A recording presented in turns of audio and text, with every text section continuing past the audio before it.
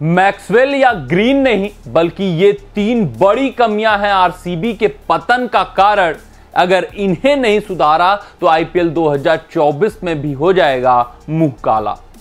जी हां, बात करें आरसीबी टीम की तो उनके क्रिकेट प्रशंसक इस वक्त खगालने में लगे हैं कि भैया आखिरकार आरसीबी का ये जो पतन का कारण है क्यों? क्या वो मैक्सवेल है, क्या वो ग्रीन है, क्या वो गेंदबाजी विभाग है, या वो स्पिन गेंदबाजी विभाग है? कौन सी कमी है जिसके कारण आरसीबी हार रही है? ये आरसीबी के सभी क्रिकेट प्रशंसक सोचने में मशगूल हैं कि भैया आखिरकार आरसीबी हार क्यों रही है। लेकिन गुरु, आपको मैं बताते चलूं, ये ग्रीन नहीं है, ये मैक्सवेल नहीं है, ये आरसीबी की तेज गेंदबाजी विभाग नहीं है, ये आरसीबी की स्पिन गेंदबाजी विभाग नहीं है, ये कप्तान डुप्लेसिस जिम्मेदार नहीं है, बल्कि जो 3 बड़ी गलतियां हम चर्चा करने वाले हैं वो जिम्मेदार हैं। अगर उनको नहीं सुधारा तो ये हसर आईपीएल 2024 में हो रहा है, वही हसर आईपीएल 2025 में होगा, वही हसर अगले कई संस्करणों में होगा, क्योंकि भैया ये 3 गलतियां बेसिक गलतियां हैं। अगर आपके बिल्डिंग की नींव ही नहीं सही बन पाएगी तो फिर बिल्डिंग गिरना ही गिरना है, इमारत का ढहना तय है। तो मुंह काला हर संस्करण में होता हुआ दिखाई देगा। आरसीबी टीम को इन 3 बड़ी गलतियों को जल्द से जल्द सुधार करना होगा। उन्हीं 3 बड़ी गलतियों पर हम चर्चा करने वाले हैं, सोचने समझने और परखने की कोशिश करने वाले हैं। आपको पूरे विस्तार से उन 3 बड़ी गलतियों को समझाने वाले हैं। लेकिन गुरु, वीडियो में आगे बढ़ने से पहले आप सभी व्यूअर्स से यही आग्रह है, यही अनुरोध है कि अगर आपको हमारे अपडेट्स पसंद आते हैं तो वीडियो को लाइक, चैनल को सब्सक्राइब, हाँ फेसबुक पेज पे अगर आप वीडियो देख रहे हो तो फेसबुक पेज को फॉलो कर लीजिएगा। कमेंट सेक्शन में कमेंट भी जरूर दाग दीजिएगा कि आरसीबी कैसे सुधार कर सकती है आईपीएल 2024 के आने वाले मुकाबलों में। सबसे पहले बड़ी गलती की बात कर लेते हैं। इस वक्त चर्चा बहुत तेज है कि भैया ग्रीन को लिया नहीं चले, मैक्सवेल को लिया नहीं चले, फिर उसके बाद बॉलिंग विभाग में बात करें जारी जोसेफ को लिया नहीं चले। तो क्या ये एक ही संस्करण है? ऐसे आपको देखने को 17-14 संस्करण बीत गए होंगे कि भैया ये खिलाड़ी लिया नहीं चले। तो आखिरकार बेसिक गलती हो क्या रही है? पहली गलती कि आरसीबी टीम मैनेजमेंट अपने खिलाड़ियों के ऊपर भरोसा नहीं जताती हुई दिख रही है, उनको बैकिंग नहीं देते हैं वो। उसके अलावा अगर बैकिंग देते भी हैं किसी खिलाड़ी को तो ये नहीं पता चलता है कि इनका स्ट्रेंथ क्या है, इनका वीकनेस क्या है, इनको यूटिलाइज कहां पर करें ताकि उनका हम बेस्ट निकाल पाए। ये बड़ी गलती हो रही है और ये गलती हर एक संस्करण में आरसीबी टीम मैनेजमेंट करती हुई दिख रही है। ये आरसीबी के कोच को पता होना चाहिए, आरसीबी के मेंटर को पता होना चाहिए, आरसीबी के कप्तान को पता होना चाहिए, और यूं कहें विराट कोहली को पता होना चाहिए कि उनके इस महत्वपूर्ण खिलाड़ी का स्ट्रेंथ क्या है, इस महत्वपूर्ण खिलाड़ी का वीकनेस क्या है, इसको कहां मैं उपयोग करूंगा तो ये मुझे बेस्ट देगा, और किस खिलाड़ी में कितना टैलेंट पूल है कि मैं कितने दिनों तक इसको बैक करूं फिर आखिरकार वो रिजल्ट दे। यहां पर कंसिस्टेंसी, निरंतरता नाम की चीज नहीं है। जो खिलाड़ी चलता है इवन उसको भी ये बाहर करने का सोच लेते हैं, ठान लेते हैं, किस समीकरण से बाहर करते हैं ये सोच से परे है। अभी इसी संस्करण का अगर मैं सबसे बड़ा उदाहरण दूं तो पिछला मुकाबला इनके लिए जो मैन इन फॉर्म थे महिपाल लोमरो नहीं खेले थे। यहां तक कि कप्तान डुप्लेसिस ने इतनी भी तकल्लुफ नहीं ली कि भैया बता दिया जाए कि लोमरोर को क्यों नहीं खिलाया गया। सबसे बड़ी बात तो ये, अब सोच लीजिए कि लोमरोर के कॉन्फिडेंस को कितना धक्का लगा होगा।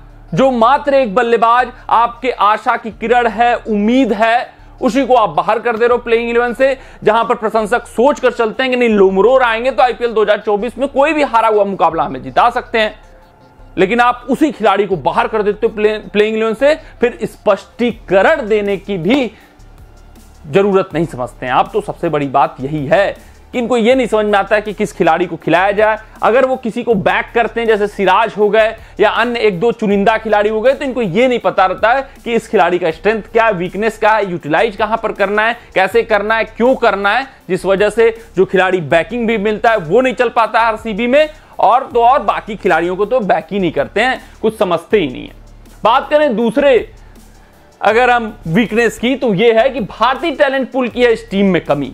विराट कोहली के अलावा कोई भी टैलेंटेड खिलाड़ी इस आरसीबी फ्रेंचाइजी में ग्रूम हो ही नहीं पाया। यह सबसे बड़ी कमी है। अगर आप मुंबई इंडियंस फ्रेंचाइजी को देखोगे तो वहां पर विदेशी खिलाड़ी नाम मात्र होते हैं, वहां पर जरूरत ही नहीं है इनको विदेशी खिलाड़ियों की। हाँ, पोलार्ड थे जिन्होंने अपना वर्चस्व जमाया था, मलिंगा थे जिन्होंने अपना हुनर, अपनी काबिलियत दिखाया था, लेकिन उसके अलावा अगर प्लेइंग 11 पर नजर डालोगे तो सूर्य कुमार यादव, फिर उसके बाद तिलक वर्मा, नेहाल वधेरा, रोहित शर्मा, ईशान किशन, जसप्रीत बुमराह, पीयूष चावला।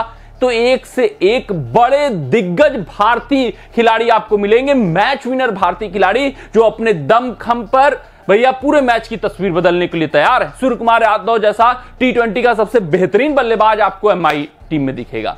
तो ये जरूरत होती है अगर आपको IPL जीतना है, भारतीय सरजमी पर कोई भी IPL जैसा बड़ा टूर्नामेंट जीतना है, तो आपको भारतीय खिलाड़ियों का टैलेंट पूल चाहिए, तभी आप जीतोगे। चाहे वो तेज गेंदबाजी विभाग हो, चाहे स्पिन गेंदबाजी विभाग हो, चाहे बल्लेबाजी हो। विराट कोहली के अलावा अगर हम बात करें आरसीबी टीम में, कोई भी एक ऐसा भारतीय बल्लेबाज नहीं है जो 1000 रन पूरा कर पाया हो आरसीबी टीम के लिए। यह सबसे बड़ी विडंबना है आरसीबी टीम की।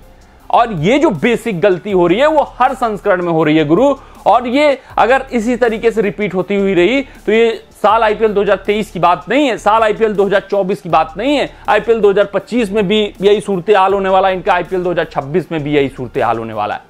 इनको भारतीय युवा टैलेंटों को बनाना होगा, बुनना होगा, उनको बैक करना होगा, उनके स्ट्रेंथ, उनके वीकनेस को समझना होगा, तब जाकर आपकी एक मजबूत, एक सुदृढ़ और एक सशक्त टीम बनेगी। आप युजवेंद्र चहल को बनाते हो, युजवेंद्र चहल को रिलीज कर देते हो। ऐसे बड़े बड़े एग्जाम्पल आपको मिलेंगे जो यहां पर आते हैं, जिनको आप प्रदर्शन भी देते हैं, आप भरोसा नहीं जीत पाते हैं आपका, फिर आप रिलीज कर देते हैं तो अन्य टीम में जाकर वो प्रदर्शन करते हुए दिखते हैं। तो ये जो कमी है, ये जो खामी है आरसीबी टीम की, उनको सुधारना पड़ेगा। विराट कोहली के अलावा भारतीय टैलेंट पूल का निर्माण करना होगा अगर ये भारतीय पिचों पर IPL जैसा बड़ा टूर्नामेंट जीतना चाहते हैं। गेंदबाजी विभाग को मजबूत करने पर यह टीम कभी नहीं ध्यान देती है, इनका फोकस ही नहीं रहता गेंदबाजी विभाग को मजबूत किया जाए, चाहे विदेशी खिलाड़ी रखकर मजबूत कर लिया जाए या भारतीय टैलेंट पूल को रखकर मजबूत कर लिया जाए, बिल्कुल ये ध्यान नहीं देते। ये रिलीज कर देते हैं, दिग्गज गेंदबाजों को अपनी टीम में रखते हैं, रिलीज करने में हिचकते भी नहीं है। ये ग्रीन को लेते आएंगे 17.5 करोड़ का, जिसका कोई औचित्य नहीं है। ये बड़े बड़े नामी खिलाड़ियों को रखेंगे जो कि बल्लेबाज हैं, उनका औचित्य नहीं रहता है, वहां पर वो खूब सारा पैसा ऑक्शन टेबल पर खर्च कर देंगे, लेकिन जब तेज गेंदबाजी विभाग की बात आए या स्पिन गेंदबाजी विभाग की बात आ रहे तो वहां पर एक कंप्रोमाइज कर जाएंगे, वहां पर जॉस हेजलवुड को छोड़ देंगे, वेन पर्नेल को छोड़ देंगे, मिचेल स्टार्क को भी कभी रखा था उनको छोड़ देंगे। उसके अलावा बात करें तो युजी चहल जैसा बेहतरीन मैच विनर गेंदबाज जो इनके लिए हीरा था, उसको छोड़ देंगे, वानिडू हसरंगा को छोड़ देंगे। क्यों? क्योंकि उनको ग्रीन को लेना था। अब ग्रीन का हसर आप देख ही रहे हो। तो ये कंप्रोमाइज करते हैं अपनी गेंदबाजी विभाग से, अपनी स्पिन गेंदबाजी विभाग से। और आपको बताते चलूं कि अगर आपको टूर्नामेंट जीतना है तो आपको गेंदबाज जिताते हैं, एक मुकाबला आपको बल्लेबाज जिता कर देता है। तो यहां पर भी चूक होती है इनसे, ये अपने गेंदबाजों के ऊपर इन्वेस्टमेंट नहीं करते हैं। ये हर्षल पटेल को 2 साल डेवलप करते हैं, फिर हर्षल पटेल एक संस्करण में अच्छा नहीं खेलेंगे, हर्षल पटेल को रिलीज कर देंगे। युजवेंद्र चहल एक संस्करण में अच्छी गेंदबाजी नहीं करेंगे, 2-4 मैच उनका बुरा चला जाएगा, युजवेंद्र चहल जैसा दिग्गज गेंदबाज इनकी टीम से बाहर हो जाता है। जॉस हेजलवुड जिसको इनको हर एक कीमत पे रखना चाहिए। आप देख लीजिए, आंद्रे रसल पूरा एक संस्करण नहीं खेले हुए थे, लेकिन केकेआर टीम ने उनको बैक किया, उनको रखा, उनको पे किया। आज उसका रिवार्ड केकेआर टीम लेती हुई नजर आती है। अगर Hazlewood half of the tournament नहीं खेलने के लिए तैयार हैं तो ये जिम्मेदारी थी आपकी कि आप उनको बैक करें, उनको रखें, क्योंकि हेजलवुड जैसा अनमोल हीरा आपको नहीं मिलने वाला है ऑक्शन टेबल पर। वो मैच विनर खिलाड़ी हैं, उनके पास अनुभव अपार है, वो आपको मुकाबले अपने दम पर जिता कर दे सकते हैं, आपको ये पार स्कोर वाले मुकाबले झोली में डालकर दे सकते हैं। तो जॉस हेजलवुड को बैक करना, उनका मनोबल ऊंचा करना, ये आरसीबी के टीम मैनेजमेंट का काम था, लेकिन वो अक्सर करने में फेल हो जाते हैं, विफल हो जाते हैं, जिस वजह से वो टीम नहीं बन पाती है इनकी। तो ये बड़ी गलतियां, भारी चूक इनकी वजह से उनके द्वारा होता हुआ आया है। और ये अगर 3 गलतियों को सुधार नहीं करेंगे तो भैया ये हसर हर संस्करण में होगा। कुछ बड़े बड़े एग्जाम्पल मैं बताऊं, केएल राहुल आरसीबी से खेले हुए हैं, देख रहे हैं कितना बड़ा नाम हो गए हैं, वो बैक नहीं कर पाए। ये भारतीय टैलेंट था उनके पास केएल राहुल के रूप में, शायद अगर उसके टैलेंट को जानते, परखते, स्ट्रेंथ को समझते तो आज केएल राहुल इनके पास होते। हेनरिक क्लासेन जैसा दिग्गज खिलाड़ी पहले संस्करण में आईपीएल के जब वो खेले थे अपना, ये आरसीबी की टीम की तरफ से खेले थे, वो नहीं रख पाए। सिमरन हेटमेयर को ये नहीं रिटेन कर पाए, नहीं रख पाए, और अभी भी फिनिशरों की कमी है। तो ये क्या करते हैं, कब करते हैं, कैसे करते हैं, ये सोच से परे है। टीम मैनेजमेंट को ध्यान देना होगा, समझना होगा, परखना होगा कि चीजें कैसे लेकर चलना है आगे, अन्यथा चीजें बहुत कठिन हो जाएगी। कमेंट सेक्शन में आज कमेंट डाल दीजिएगा कि गुरु आपके हिसाब से कौन सी ये 3 बड़ी गलतियां क्या आरसीबी को आईपीएल ट्रॉफी जीतने से अक्सर रोकेंगे या फिर इन 3 गलतियों में वो सुधार करते हुए नजर आएंगे। मिलते हैं अगले रिपोर्ट में, तब तक आप अपना ध्यान दें, सुरक्षित रहें, स्वस्थ रहें, मस्त रहें। जय हिंद, जय भारत। अगर ये वीडियो आपको पसंद आया हो तो इसे लाइक और शेयर करें और क्रिकेट से जुड़ी अन्य जानकारियों के लिए हमारे चैनल को सब्सक्राइब करना ना भूलें।